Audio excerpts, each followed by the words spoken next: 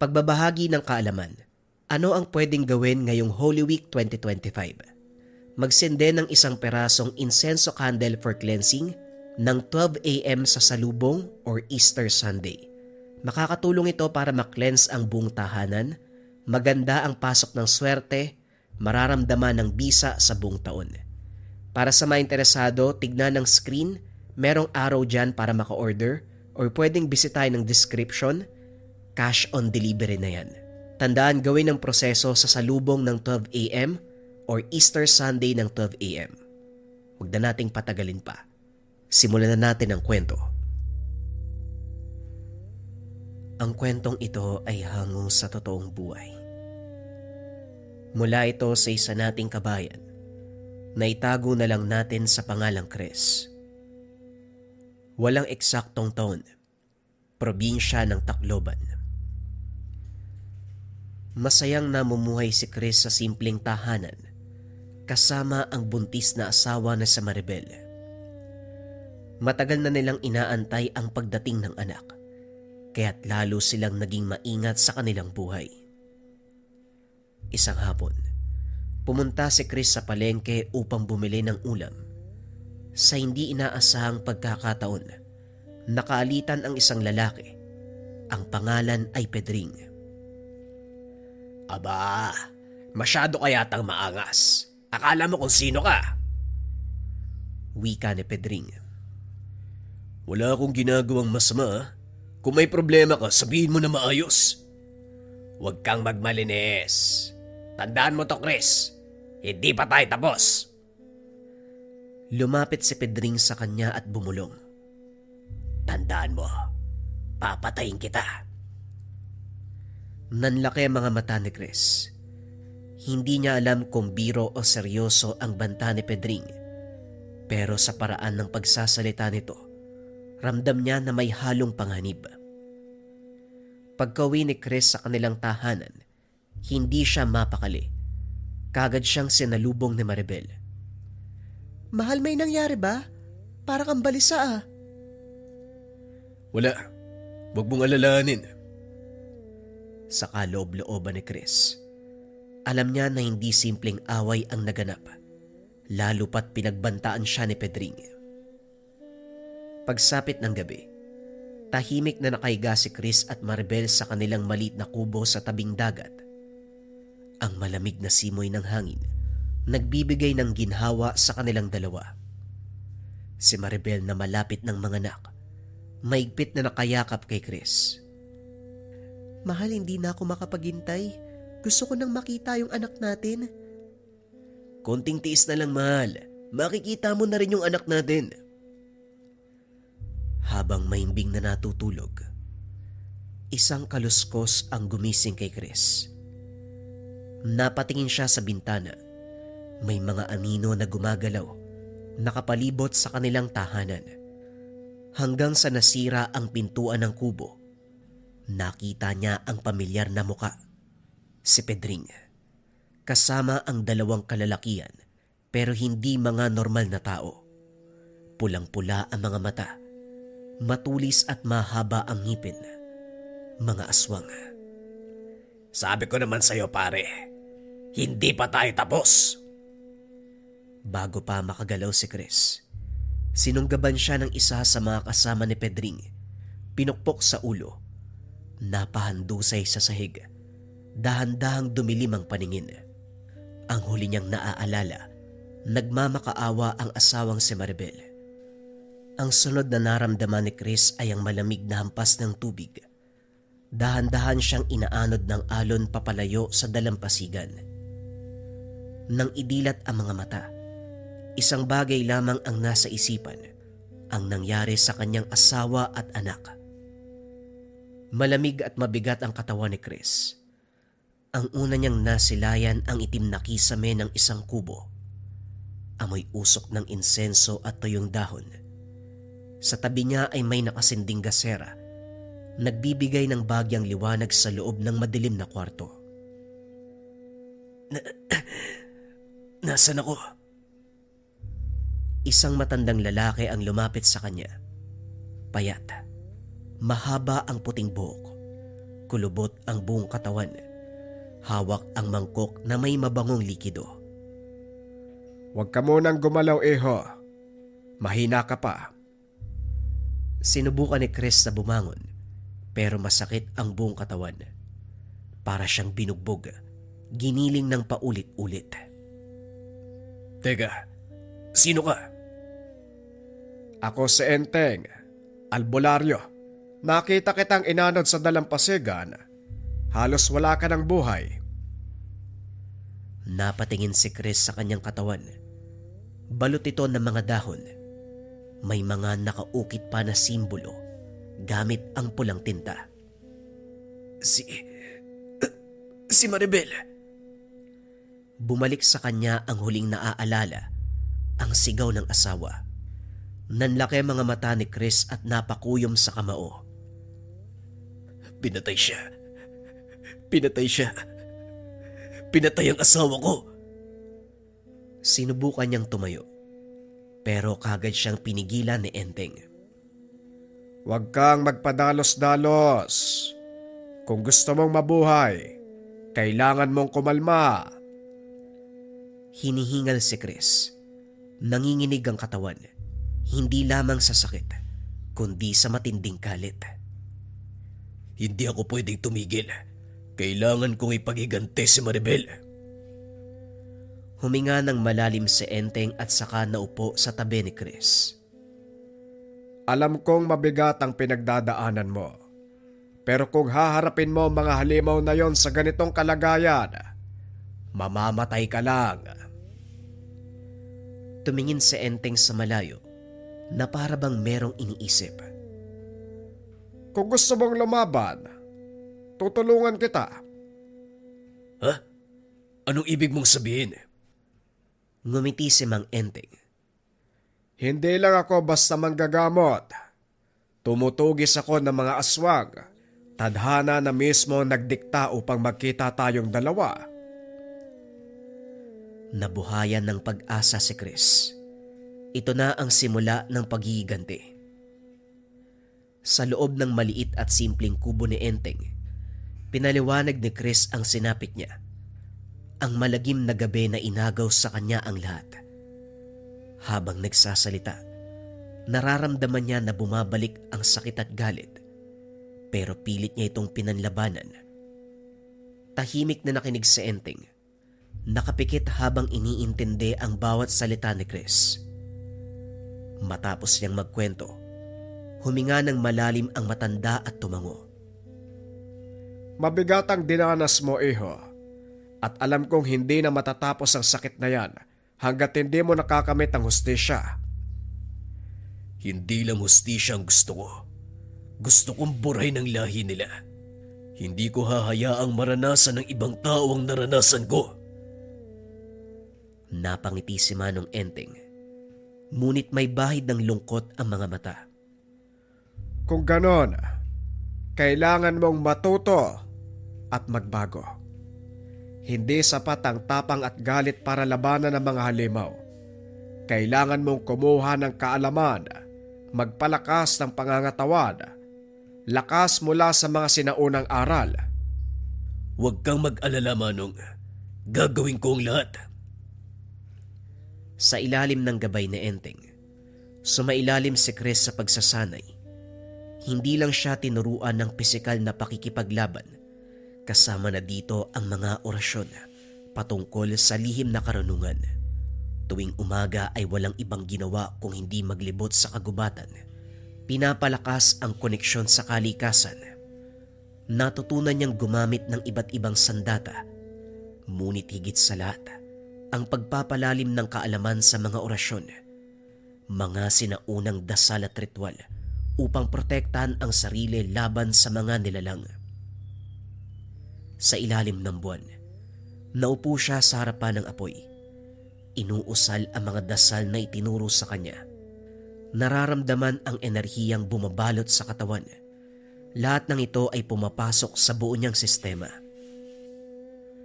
Manong, matanong ko lang, ano ba talaga mga aswang? Si Enteng, bakit sila nabuhay sa mundong to? Hindi mo na kailangan malaman ng sagot yan. Ang tanging mahalaga kung paano mo sila pupuksain. Sa paglipas ng mga taon, naging dalubhasa siya sa pakikipaglaban at sa lihim na karunungan. Wala na ang dating Chris na mahina at walang laban. Sa kanyang lugar, isang mandirigma ang isinilang. Matapos ang mahabang panahon ng pagsasanay, sa wakas dumating na ang araw na matagal nang inaantay ni Chris. Habang naglalakad siya sa gilid ng palengke upang bumili ng ilang gamit, may isang pamilyar na boses ang umalingaw-ngaw. Kagad niyang nilingon ang pinagmumulan. Doon niya nakita ang taong minsan nagpabagsak ng kanyang buhay, si Pedring. Nakatayo ito sa isang tindahan, nakikipag-usap sa isang lalaki. Bagamat nagbago ang anyo ni Chris, mas matikas, mas malakas at mas matapang, hindi nagbago ang mukha ni Pedring. Ang tusong ngiti, ang matatalim na mata, isang halimaw na nagtatago sa katawan ng tao. Ramdam ang gigil at galit sa buong katawan ni Chris. Ngunit pinili niya na maging mainahon. Hindi niya ito maaaring atakihin ng walang plano. Sinundan niya si Pedring nang hindi nito namamalayan. Lumusot siya sa makikitid na eskinita, lumakad sa ilalim ng dilim. Hanggang sa nakita niya ang tinutuluyan nito, isang lumang bahay sa liblib na bahagi ng baryo. Dumaan ng ilang oras. Mula sa malayo pinagmasdan niya ang paligid ng bahay. May ilang nakabantay, mga tauhan ni Pedring na siguradong mga aswang. Mabilis siyang bumalik kay Enteng at sinabi ang natuklasan. Alam ko na kung saan siya nakatira. Oras na para tapusin to. Tumango si Enteng. Hindi ito nagulat. Tila ba matagal nang inaantay ang sandaling ito. Sigurado ka ba? Handa ka na? Matagal na akong handa, Manong. Pagsapit ng dilim ay nagsimula silang kumilos. Magaan ang bawat hakbang habang papalapit sa bahay ni Pedring. Bitbit ng binata ang kanyang matalim na Chris, habang si Enteng may hawak na isang maliit na bote na may likidong kumukulo, isang uri ng langis na kung tawagin ay lana. Nang malapit na sila sa tahanan ay muling pinakalma ni Chris ang sarili. Hindi simpleng pag-atake ang gagawin. Ito ang katuparan ng paghiganti. Nakatayo sa labas ang dalawang bantay. Bago pa sila makasigaw, mabilis na lumusot si Chris sa anino, isa-isang ginilita ng leeg. Ang isa ay sinubukan pang tumakas. Malakas sa suntok sa sentido ang nagpatihaya sa kanya. Pagpasok nila sa loob, sa gitna ng madilim na kwarto ay nakaupo si Pedring. Hindi na ito nagulat. Salip ay ngumiti pa habang unti-unting tumatayo. Aba, bumalik ka pa pala. Hey Chris, akala ko patay ka na. Yun ang pinakamalaki mong pagkakamali. Hindi mo sinigurado na patay na ako, kaya panahon na para maningil. Nagbago ang anyo ni Pedring. Dahan-dahang lumaki. Humaba ang mga kuko. Lumabas ang matatalas na pangil. Naging purong itim ang mga mata. Sumugod na si Chris. Nagtagisan ang dalawa. Matalim na sandata laban sa matutulis na kuko. Sinubukang dumakma ni Pedring, ngunit naging maaga pang binata. Iniwasan niya ang atake. Mabilis na bumanat ng saksak sa tagiliran ng halimaw. Napadaing si Pedring ngunit hindi ito bumagsak.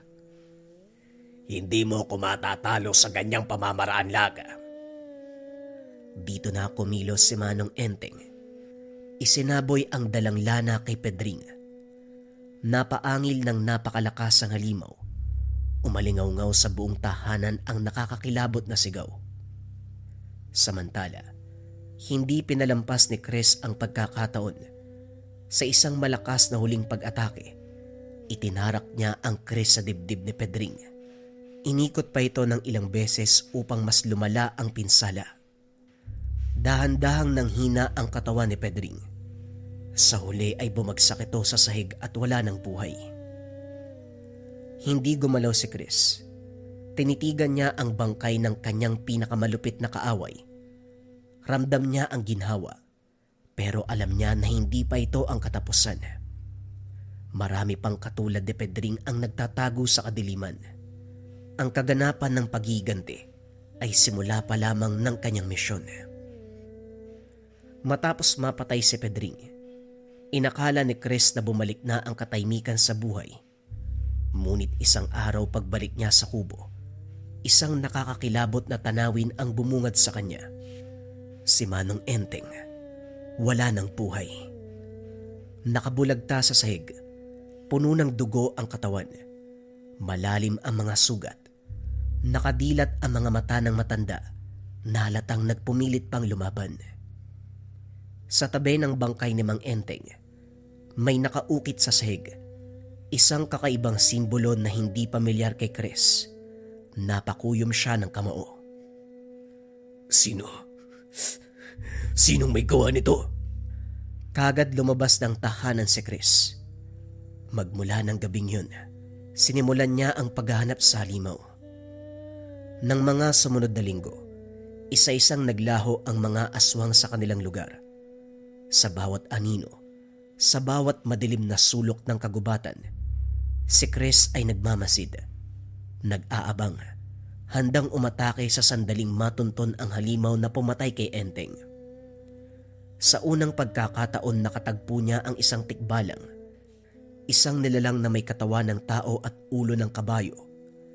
Matangkad ang sukat, pulang-pula ang mga mata, mabilis ang kilos sa gitna ng kadiliman.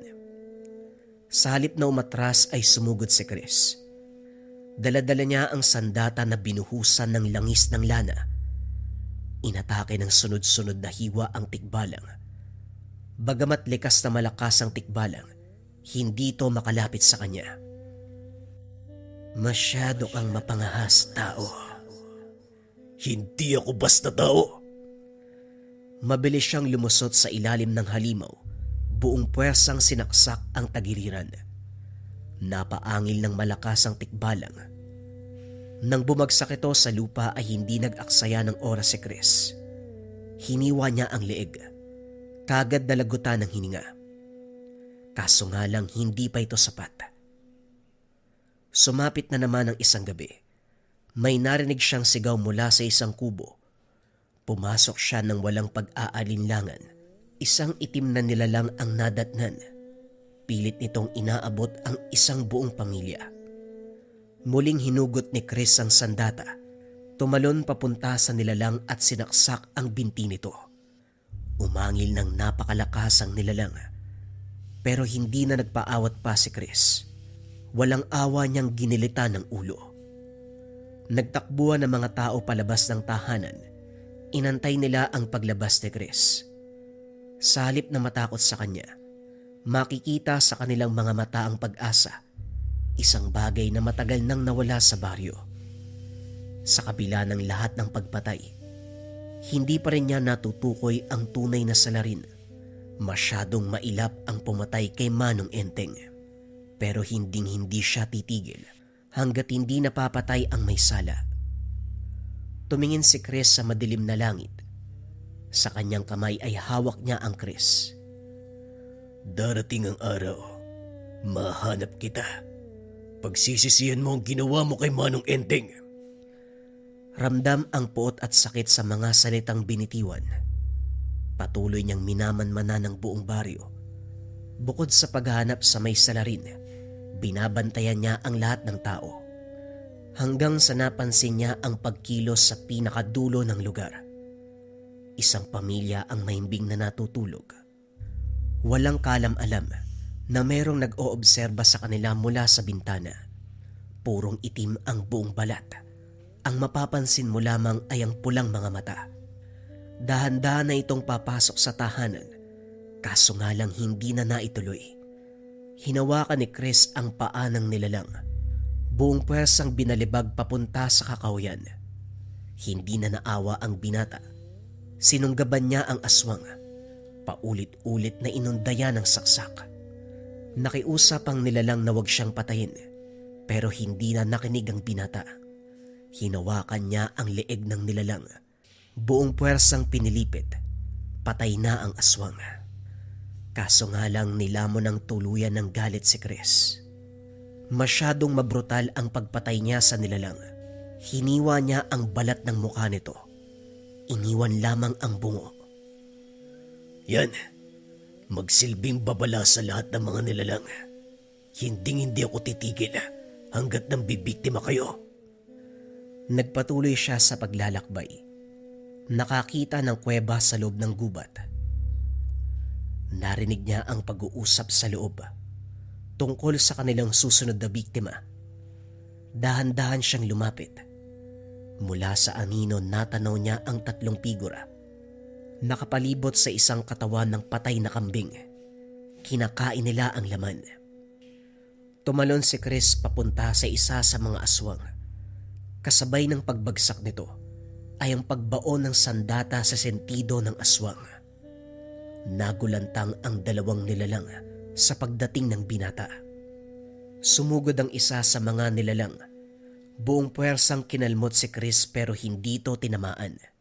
Sa muling pag-atake nito ay hinawakan ni Chris ang braso, binali gamit ang tuhod at saka hinampas ang muka sa bato. Napaangil ang nilalang pero hindi pa tapos si Chris. Ibinaon ang hawak na sandata sa leg nito. Ilang ulit na inikot upang masiguradong mamamatay ang nilalang. Hindi na sumugod ang natitirang aswang. Nagtangkang tumakbo pero hindi nakaligtas. Tumalon si Chris papunta sa likuran ng aswang. Pinaluputan ng lubid ang leg nito. Kinuha ang bote ng lana sa bulsa. Pinainom sa aswang. Kitang-kita kung paanong umusok ang bunganga nito habang nalalagok ang langis ng lana. Bumagsak sa lupa ang nilalang habang nanginginig. Kitang-kita niya kung paanong nalulusaw ang katawan nito. Yan ang tama sa inyo. Hindi na kayo makakapuksa ng mga tao. Matapos ng kaganapan, umuwi na ng tahanan si Chris.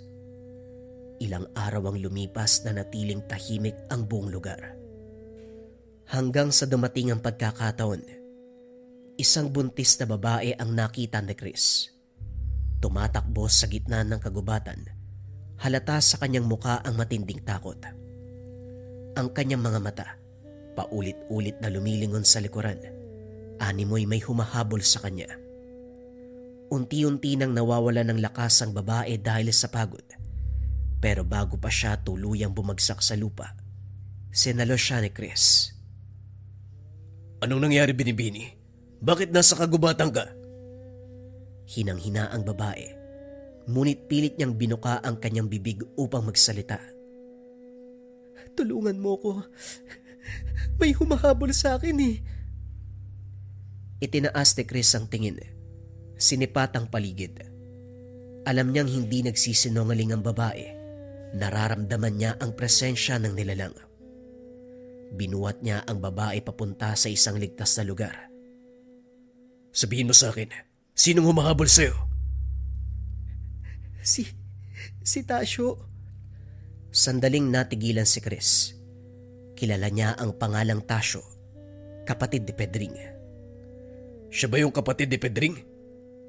Tama ka. Pinapatay nila kapag hindi sumusunod sa kanila. Mabuti na lang nagkaroon ako ng pagkakataon para tumakas eh. Dito na naging malinaw kay Chris ang lahat.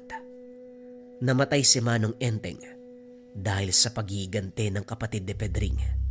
Walang iba kung hindi si Tasyo. Matapos ang pag-uusap, dinala ni Chris si Fe sa isang ligtas na lugar. Kinabukasan ay nagsimula siyang maganda upang puntahan si Tasyo. Alam ni Chris na hindi magiging madali ang kanyang misyon. Si Tasyo ay hindi tulad ng mga pangkaraniwang nilalang. Sinundan niya ang direksyon na ibinigay sa kanya ng babae hanggang sa nakita ang lugar ni Tasyo. Kaso nga lang bago pa makapasok ng tahanan, biglang bumukas ang pintuan. May tumalon papunta sa kanya. Apat ang kalaban ni Chris na parabang alam na dadating ang binata. Sabay-sabay na sumugod ang mga ito. Nagtamo ng ilang sugat sa katawan si Chris. Sinadya niyang masugatan ng mga nilalang upang mahawakan ng bawat isa. Sa bawat kalmot na mararamdaman, hinahawakan niya ang kamay ng nilalang. Buong puwersang ibinabaon ang sandata sa leeg. Paulit-ulit niya itong ginawa hanggang sa maubos ang apat na aswang. Duguan man si Chris, ngunit naubos niya ang mga kalaban. Hanggang sa isang malakas sa suntok ang tumama sa kanya. Tumalsik si Chris ngunit bumangon kagad. Nakita niya si Tasyo. Ramdam niya ang malakas na itim na aura na bumabalot dito. Natatakot man, pinanlabanan niya ang sarili. Sa wakas, nagpakita ka rin sa akin. Anong balak mo? Papatayin mo ko kagaya ng ginawa mo sa aking mahal na kapatid. Pagmasdan mo ang iyong sarili, Chris. Ikaw ang tunay na halimaw. Hindi ba't pareho lang tayo? Wala akong pakialam sa kahit anumang sasabihin mo, Tasyo. Ang mahalaga para sa akin ay ang kamatayan mo. Biglang nagbago ang anyo ni Tasyo.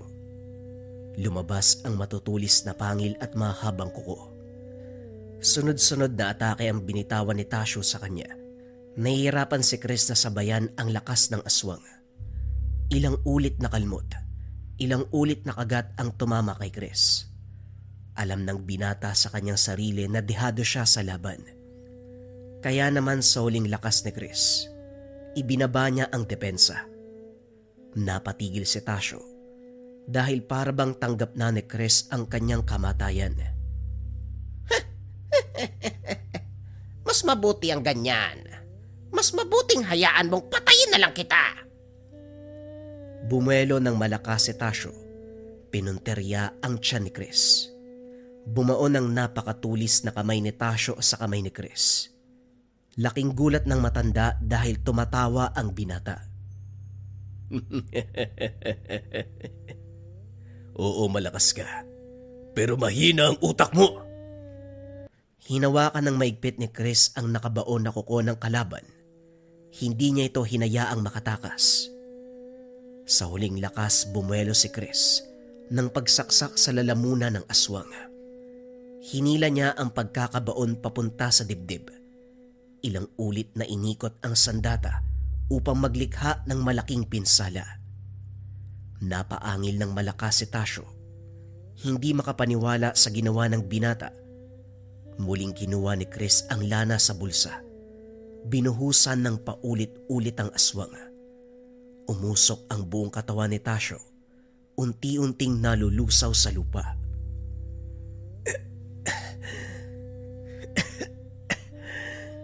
Maribel, manong ending. Napagiganti ko na kayo. Pero mukhang hanggang dito na lang din ako. Sa wakas, makakapagpahinga na ako. Magkikita na muli tayo. Tanggap na ni Chris ang kanyang kamatayan hanggang sa nakakita siya ng isang babae na papalapit sa kanya. Ang huling nakita, ang mukha ni Fe. Nagising na lamang si Chris na sa loob na ng isang kubo. Umiiyak na sanggol ang bumungad sa kanya. Nanganak na si Fe. Kasabay nito ang pagligtas sa kanya. Nakahiga ang babae sa kabilang papag. Nakatitig sa kanya habang hawak ang sanggol. Chris, mabuti naman gising ka na. Tumango si Chris at lumapit. Ipinahawak sa kanya ni Fe ang sanggol. Ito pala si Juan, oh. Salamat, Chris, ha. Kung hindi dahil sa'yo, wala na kami dito. Hindi maipaliwanag ni Chris ang nararamdaman. Muling bumalik ang kapayapaan sa kanyang puso't isipan, lalong-lalo na habang hawak ang sanggol. Laking gulat din niya dahil paghawak sa tagiliran, wala ang sugat na nilikha ni Tasyo. Nang mga sumunod na linggo, tinulungan niya si Fe sa pag-aalaga sa anak. Unti-unti nilang binuo ang buhay na sinira ng mga nilalang. Muling nagkaroon ng kulay ang kanilang paligid. Bumangon ang baryo. At habang lumilipas ang panahon, lalong lumalim ang samahan ni Chris at ni Fe. Sa dulo ng lahat ng laban, sa dulo ng lahat ng pagigante, natagpuan ni Chris ang isang bagay na matagal nang wala sa kanya: pagmamahal at pamilya. Dito nagpatuloy ang bagong simula ni Chris. Bagong kwento pa rin yung susunod na istorya, mga kabayan. Ulitin ko ha, bagong kwento pa rin. Ito ay tungkol sa gante ng manggagamot. Isang batikan ng manggagamot na natutong manugis ng aswang. Huwag na nating patagalin pa. Simulan na ang storya. Ang kwentong ito ay hango sa totoong buhay. Mula ito sa isa nating kabayan na itago na lang natin sa pangalang Tatang Adan.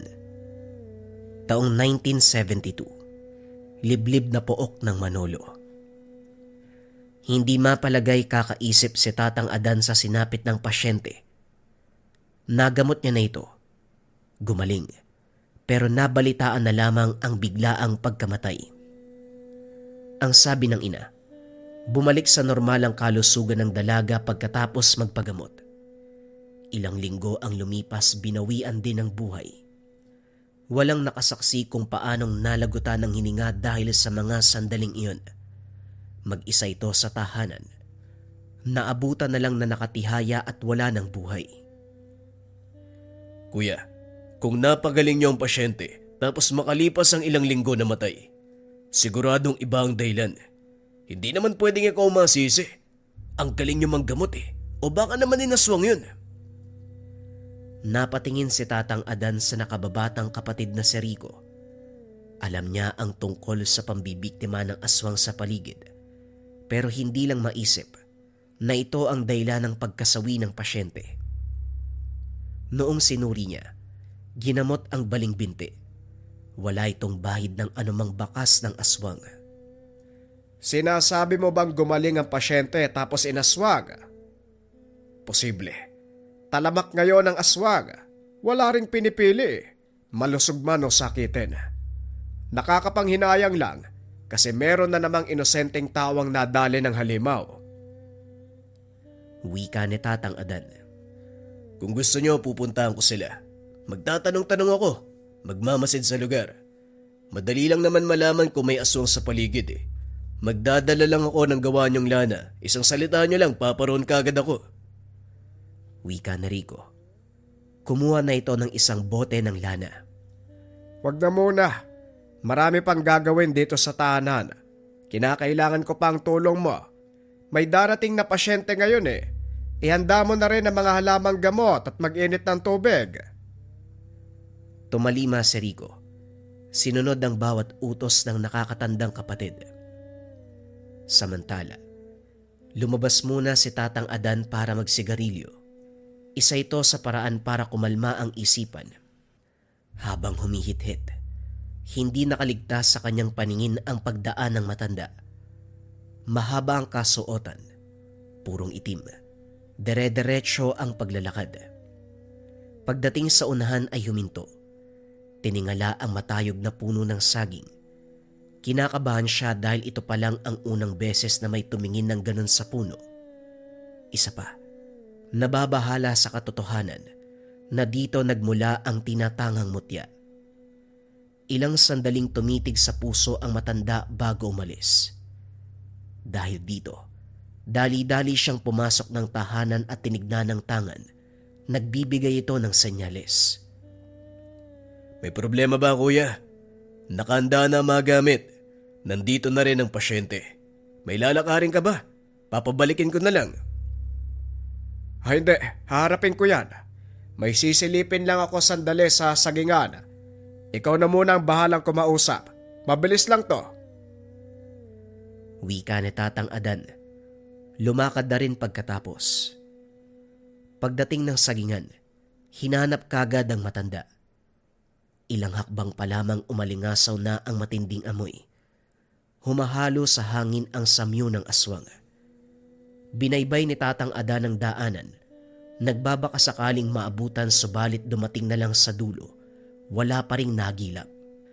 Kaya naman bumalik na lang siya ng bahay dahil may nag-aantay na pasyente.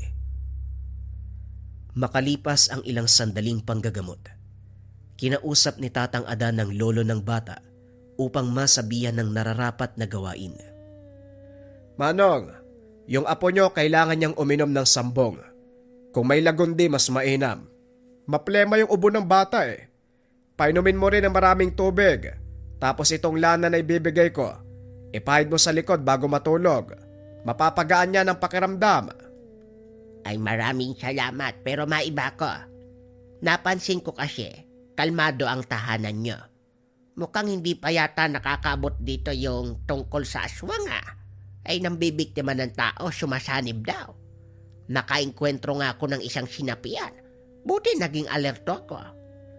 Wika ng lolo ng pasyente. Aswang na sumasanib sa tao. Parang bago yan May ganyan na pala sa panahon ngayon.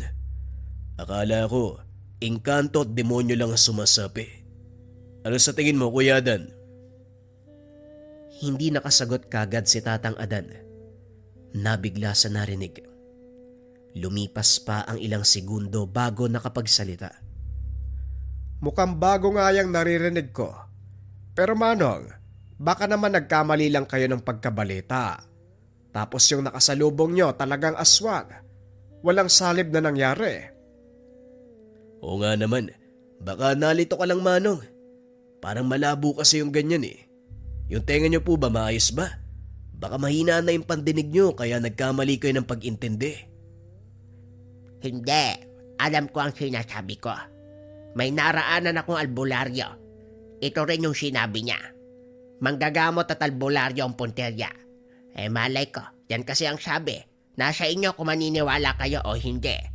Ang sa akin lang, maiparating sa inyo kasi nanggagamot kayo. Baka kayo susunod na biktima. Lalakad na kami ng apo ko. Salamat! Huling wika ng matanda.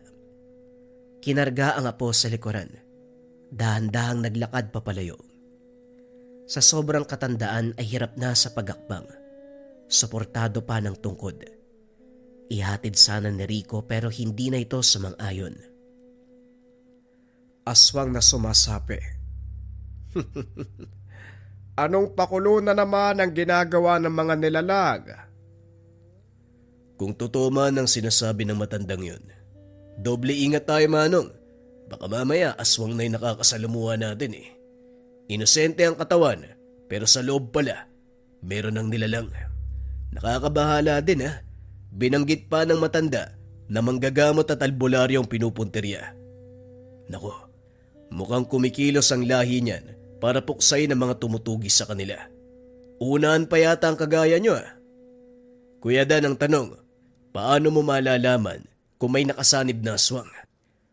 Hayaan mo, sasabihan kita, huwag kang mag-alala. Ayos din Aswang na sumasanib sa tao, manggagamot at albularyo ang pakay. Wika ni Tatang Adan. Ilang sandali pa inasikaso ang iba pang pasyente na dumating. Marami sa mga ito ang nagsasabi tungkol sa aswang na sumasapi. Habang nakikinig sa usapan, hindi maiwasang makumbinsi na meron ngang ganitong klase ng nilalang. Dumistansya na lang muna si Tatang Adan. Muling nagsindi ng sigarilyo upang pakalmahin ng magulong isipan. Habang bumubuga ng usok, muli niyang napansin ang matandang nakita ilang oras na ang nakalipas. Sa puntong ito, may kasamang babae pero ganun pa rin ang ginagawa pagkatapat sa sagingan. Tinitingala ang matayog na puno. Kasunod nito ang pagtingin ni Tatang Adan sa tangang mutya. Ganun na lamang ang pag-alerto nang bigla itong maging aktibo. Dali-dali niya itong sinundan pero laking gulat ng ibang muka ang nakita. Kung kanina ay isang matanda, ngayon ay si Aling Maninay. Kasama nito ang anak na si Loisa. Humingi na lang ng tawad sa abala. Bumalik sa tahanan na naguguluhan. Ano ba naman yan? Hindi ako pwedeng magkamali. Matanda talaga ang nakita ko. Pero bakit naging si Aling Maninay? Kinikilabutan ako sa nangyayari Wika ni Tatang Adan. Muling nagsinde ng sigarilyo. Nagpalipas ng oras. Pagsapit ng hapon, abala siya sa paunguhan ng mga lamang gamot. Mag-isang naglibot sa kagubatan para maghanap ng herbal. Natigilan nang makasalubong ang matandang nakita kanina. Huminto ito at humarap sa kanya.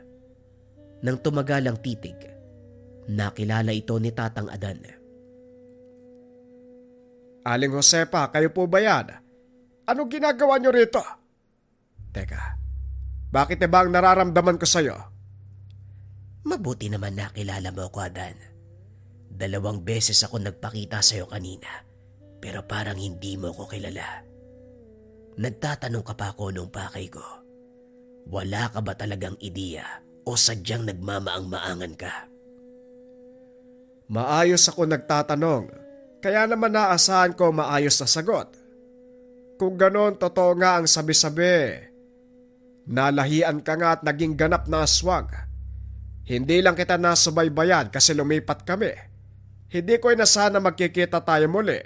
Ano ba talaga ang pakay mo? Magaling ka pagdating sa panggagamot. Pero sa pag-oobserba sa pangailangan ng mga tao at nilalang, doon ka nagkulang. Kung tutusin, dapat alam mo na kung ano ang pinunta ko dito. Hoy, wala akong panahon para makipag-usap sa'yo ha. Kung nandito ka lang para makipag-usap ng walang kwentang bagay, mas mabuti pang umalis ka na. Huwag mong antayin na maubos ang pasensya ko at gamitan kita ng dahas. Hindi mo magugustuhan. Nagbabanta ka. Akala ko ba, diretso ka lang sa pagbuksa ng aswang kahit walang ginagawang masama? Hindi ba yon ang gawain mo nung nasa probinsya ka pa? Napabuntong hininga si Tatang Adan. Hindi na nais pang balikan ng nakaraan dahil aminadong padalos-dalos. Kapag may aswang na nakita ay kagad na tinutugis. Sa loob niya, may ginagawa mang mali o wala, halimaw pa rin ang aswang. Natahimik ka yata. Hindi bali, Adan. Intayin mo lamang ang pagbabalik ko. Pero sana makilala mo ko kagad. Wika nito. May isinaboy na kung ano sa mukha ni Tatang Adan. Napasigaw ang matanda nang maramdaman ang hapdi na dulot nito. Pansamantalang nawala ang paningin. Mabuti na lamang ay dumating si Rico. Kagad sumaklolo nang makita ang sitwasyon. Ilang araw na pinagdusahan ni Tatang Adan ang epektong hatid ng langis ng aswang. Napaso ang kalahati ng muka. Hindi naging masama dahil naagapan. Ipinagpaliban din muna ang panggagamot. Iginugol ang buong oras sa pagpapahinga. Unti-unti namang nanumbalik ang lakas at paningin. Grabe talaga ang ginawa ni Manang Josepa. Palibasa, may tiwala ka sa kanya, kaya nagbaba ka ng depensa mo. Anong klaseng langis ba yun? Pati ang tangan niya walang nagawa. Hindi kayo naipagtanggol. Diyan ka nagkakamali. May ginawa ang tangan ko kaya hindi ako namatay. Kung wala ang tangan, malamang pinaglalamayan na ako ngayon. Hindi mo ba napapansin? Sobrang bilis ng paghilom ng sugat ko at nakakakita na ako muli. Pero nagbanta ang matanda. Hindi ko lang alam kung kailan eh. Rico, hindi maganda ang kutob ko sa nangyayari. Maging alerto ka sa lahat ng oras. Magsugbit ka ng patalim para makalaban ka agad kung sakali. Oo kuya, naiintindihan ko. Alis na muna ako. Naubusan na pala tayo ng bigas. Wala nang pangsahing mamayang hapon eh. Mataas pa ang sikat ng araw. Ngayon na ako lalakad para hindi nabutan ng dilim. Kaya niyo naman ang gumalaw-galaw ano? Hindi ako baldado, Rico. Lumakad ka na para makauwi ka agad. Mag-ingat ka sa daan. Nang mag-isa na si Tatang Adan, kumilos na siya para maganda ng mga lamang gamot. Sa paglipas ng oras, unti-unting nakakaramdam ng kaba. Hindi mapakali. Ilang ulit na sinuri ang paligid sa pag-aakalang may nakabang na panganib. Subalit wala ito sa kanilang lugar. Pare, talagang sinadya kita dito para sabihin yung nakita ko. Hindi ba kapatid mo yung lalaking tumutulong dito sa pagamutan? Pauwi ako galing bayad. Narinig ko yung boses niya may kausap eh. Manang Josepa daw. Hindi ko alam ang eksaktong nangyari kasi nasa kabilang daanan. Hindi ako nangialam eh. Kaso parang nagkagulo. Humingi ng saklolo yung lalaki tapos biglang natahimik. Pagtingin ko, itong sako sa kasinelas na lang ang naiwan. Merong bakas ng paglalakad banda sa damuhan eh. Wika ng kaibigan. Napahugot ng hininga si Tatang Adan nang malaman ang nangyari. Dali-dali siyang naganda para umalis. Pinuntahan ng daanan kung saan nakita si Rico. Kagaya ng sinabi, may bakas ng pagkaladkad. Walang ibang pumasok sa isipan kundi puntahan sa probinsya si Manang Josepa. Gabi na nang dumating siya sa tahanan ng matanda subalit sarado. Walang tao sa lugar.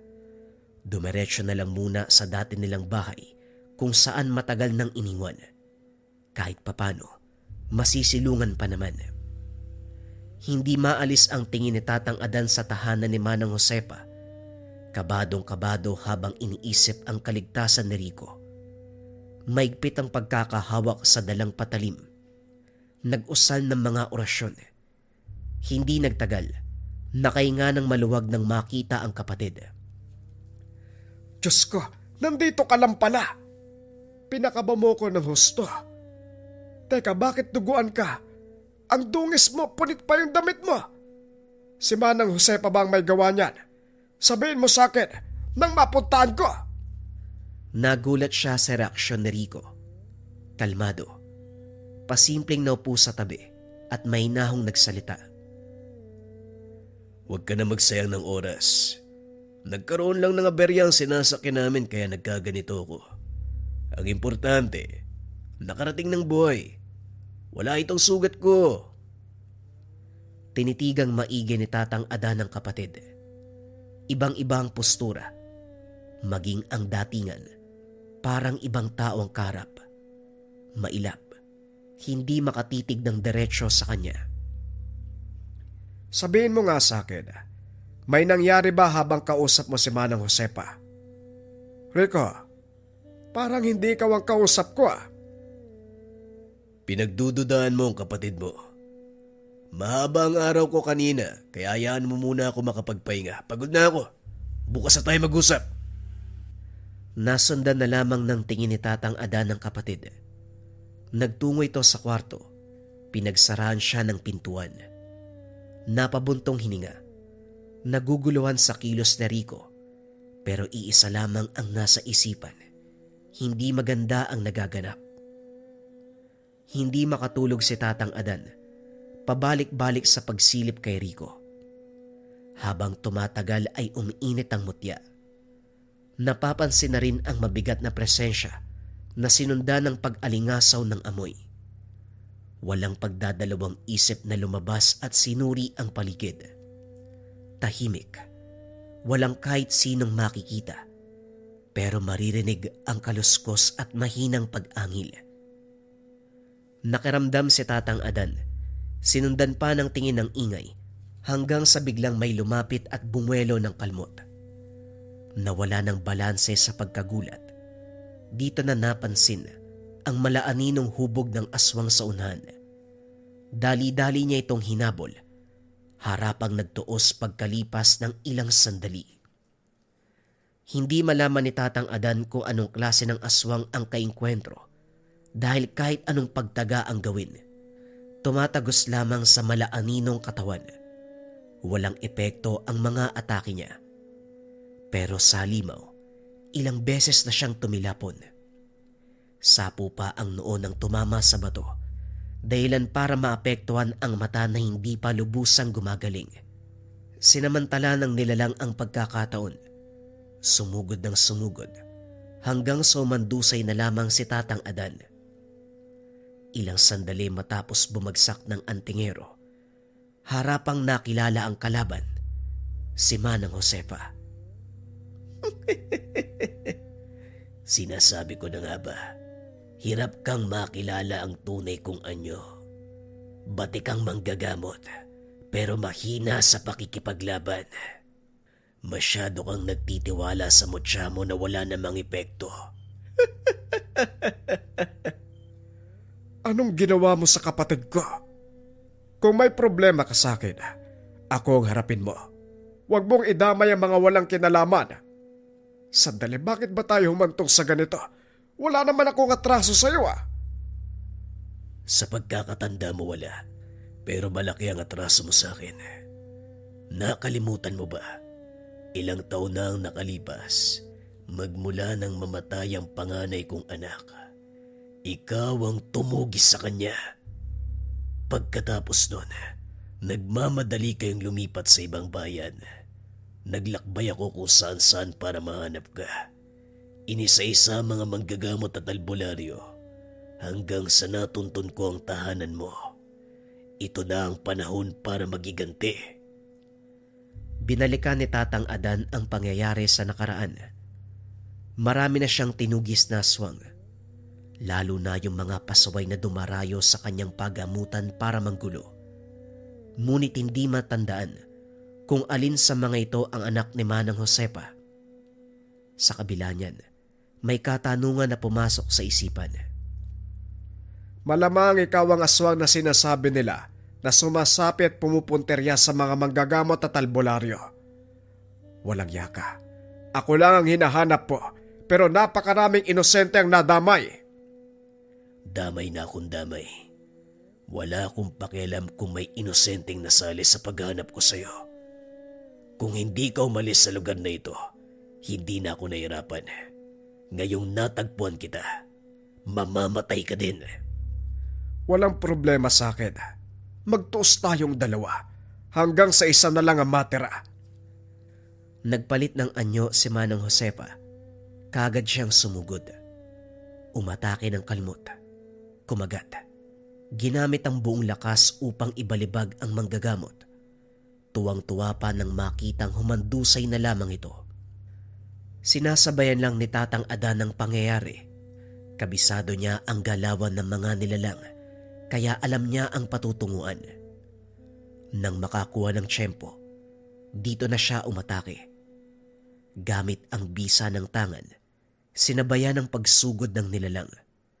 Bawat atake, sinasabayan niya lamang hanggang sa umepekto na ang tangan. Laking gulat ni Manang Josepa dahil bumalik siya sa pagiging tao. Hindi na makabalik sa anyong aswang.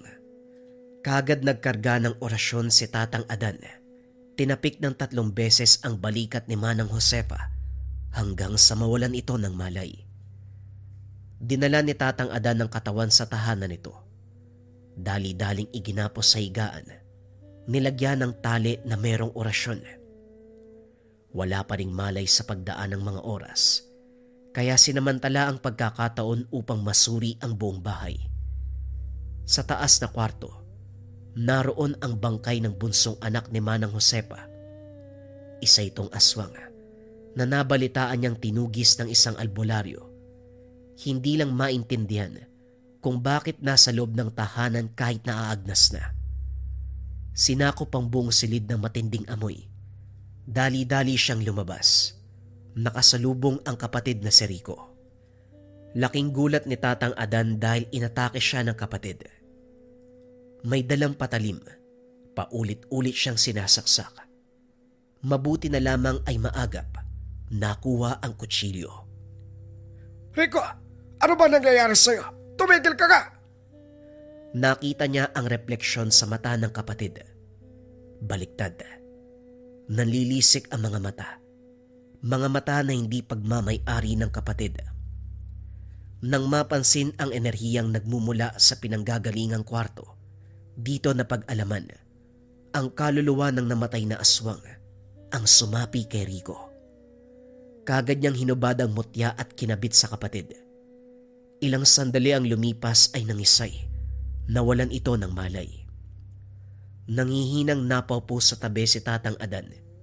Hindi makapaniwala sa nangyayari. Ito pa lamang ang unang beses na nakaengkwentro ng ganitong pamamaraan. Upang masagot ang katanungan, hinalungkat ang iba pang bahagi ng tahanan na lamang hindi lang aswang si Manang Josepa. May malalim itong kaalaman sa ritual ng mga demonyo. Maraming gamit para magsagawa ng iba't ibang uri ng orasyon. Sinunog ni Tatang Adan ang lahat ng gamit, maging ang naaagnas na bangkay. Sa kalagitnaan biglang naalerto nang maramdaman ang presensya ng aswang. Hindi nagtagal ay may sumugod sa kanya. Masyadong agresibo ang nilalang, walang tigil sa pagkalmot. Nahirapang lumaban si Tatang Adan dahil mabilis ang kilos nito. Hanggang sa nahawakan niya ang braso ng aswang, tinadtad ng saksak. Kahit sugatan, sinubukan pa ring tumakas. Sino ka naman? Kung makasugod ka, parang ang laki ng atraso ko sa'yo. Unti-unting nagpalit ng anyo ang aswang. Ito ang kasintahan ni Manang Josepa. Pati ba naman ikaw, Mang Patronyo, naging aswang na din? Ang daming nangyari magmula nang umalis ako dito ah. Huli kong nabalitaan sa'yo, magkaiwalay na kayo ni Manang Josepa. Tapos ito re-responde ka nang malamang sinusunog ang bangkay ng anak niya. Bakit ba kasi hindi nyo inilibing? Manahimik ka, Adan. Hindi ko pa nakakalimutan ang ginawa mo sa panganay namin. Nagsisi ako dahil hindi ka agad nakagante. Ngayong karap na kita. Kailangan mamatay ka. Matapos magsalita ni Mang Patronyo, binali ni Tatang Adan ang leeg nito. Malubha na nga ang lagay pero lakas pang manghamon. At saka, bakit ba ako yung pinagbibintangan ng mga to na pumatay sa anak nila? Bueno, sa dami nga ng aswang na pinatay ko, hindi ko alam kung sino doon yung anak niya. Matapos ng kaganapan, ginawa niyang bilanggo si Manang Josepa. Hindi nagustuhan ng pagdamay nito kay Rico. Nakagapos sa higaan habang araw-araw na pinahihirapan sa pamamagitan ng pagpapainom ng lana.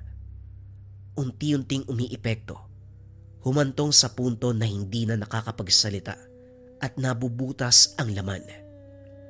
Kuya, hindi ka ba naaawa? Tama pa ba yung ginagawa mo? Pwede namang patay na lang si Manang Josepa. Hindi yung ganyan pinahihirapan mo pa. Mamamatay na din yan eh. Hayaan mo lang ako, Rico. Gusto kong pagdusahin ng halimaw na ito hanggang dumating ang araw na siya na mismo ang sumuko. Tama ka.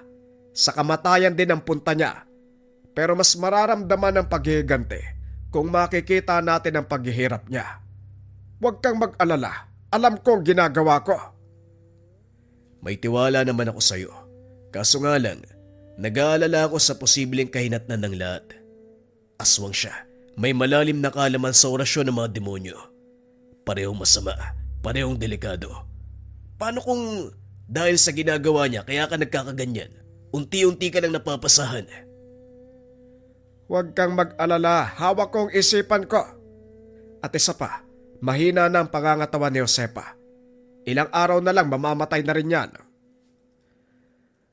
Lumipas ang ilang araw, ganun nga ang nangyari.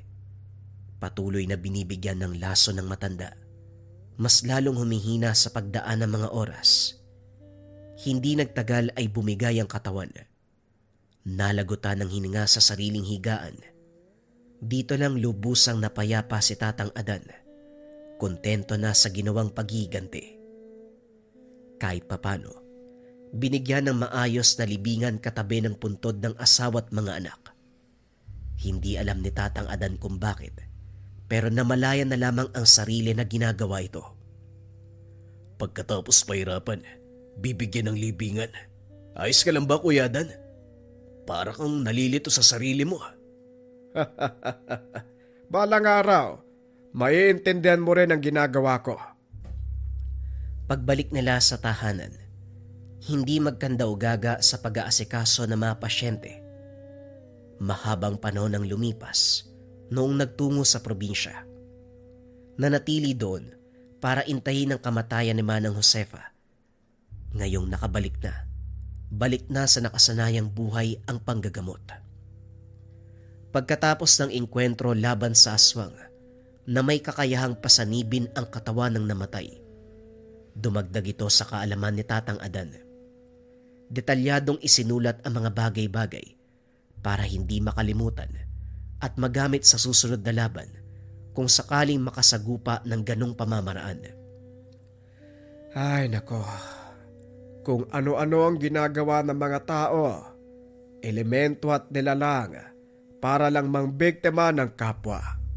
Pati ritual ng demonyo ginamit na. Pambihira talaga. Wika ni Tatang Adan nang maalala ang buong kaganapan. Sa pagdaan ng mga araw, naging maingat siya sa pagharap sa mga pasyente.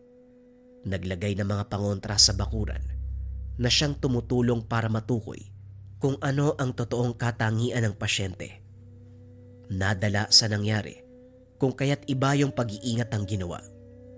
Patuloy pa rin siya sa pagtulong sa kapwa, pero hindi na lamang basta manggagamot si Tatang Adan. Napabilang na rin siya sa mga manunugis ng aswang. Pagbabahagi ng kaalaman, ano ang pwedeng gawin ngayong Holy Week 2025? Magsende ng isang perasong insenso candle for cleansing ng 12 a.m. sa Salubong or Easter Sunday. Makakatulong ito para ma-cleanse ang buong tahanan, maganda ang pasok ng swerte, mararamdaman ng bisa sa buong taon. Para sa mga interesado, tignan ng screen, merong arrow dyan para maka-order or pwedeng bisitahin ng description, cash on delivery na yan. Tandaan gawin ang proseso sa Salubong ng 12 a.m. or Easter Sunday ng 12 a.m. Huwag na nating patagalin pa. Simulan na natin ang kwento.